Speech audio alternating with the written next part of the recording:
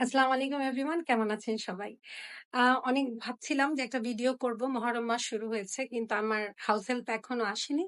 আর আমার বাচ্চারও বড় ছেলের ও লেভেলস এর কোচিং শুরু হয়েছে। আপনারা সবাই দোয়া করবেন ও যেন মন দিয়ে কোচিংটা করতে পারে আর ও যেন ও লেভেলস এ ভালো করে। যদিও ওর ও লেভেলস এখন অনেক দেরি আছে। কিন্তু যেহেতু আমি ভাগ করিয়ে ওর কোচিংটা আগে থেকে স্টার্ট করতে চেয়েছিলাম। তাই ও স্কুলও করবে, পাশাপাশি ও কোচিংও করবে। ওর জন্য অনেক কষ্ট, তাই ওর জন্য দোয়া করেন। আমার জন্য করেন। কারণ আমি কোলে করে নিয়ে যাওয়া নিয়ে আসা এটা সবসময় কোলে মানে সাথে নিয়ে যাওয়া নিয়ে আসা খুব টাফ। এনিওয়েজ যেজন্য ভিডিওটা করতে চাচ্ছিলাম যে মহরম মাস নিয়ে রাসূল সাল্লাল্লাহু আলাইহি সাল্লাম বলেছেন রমজান মাসের পরে যেই মাসে রোজা রাখা সবচেয়ে উত্তম সেটা হলো মহরম মাস। তাই আমরা মহরম মাসে যে যত পারি অনেক রোজা রাখবো। আর আশুরার দিন আমরা অবশ্যই রোজা রাখবো। তাই আমরা মহরম মাসের ৯-১০ তারিখ বা ৯-১০-১১ তারিখ একেকজন একেকভাবে রাখেন। আমরা অবশ্যই ৯ তারিখ আর ১০ তারিখ রাখার চেষ্টা করব অথবা এটলিস্ট ১০ তারিখে রাখার চেষ্টা করব। আর একটু দেখিয়ে দিই আজকে আমি কি রান্না করতেছি। আজকে হলো ফার্স্ট এ গরুর মাংস রান্না করতেছি। গরুর মাংস একবারে ইফতারের জন্য করে রাখবো। আমি আর আমার বড় ২ ছেলে রোজা। তাই আজকে গরুর মাংস দিয়ে আর খিচুড়ি দিয়ে ইফতার করব। তার সাথে আলু ভর্তা হবে ইনশাআল্লাহ। এই যে আলু আমি অলরেডি গরুর মাংস ভেজে রেখেছি। আর এখানে আলু ভর্তার জন্য আলু সিদ্ধ দেওয়া। আর এখানে রুয়াবজা করে রেখেছি।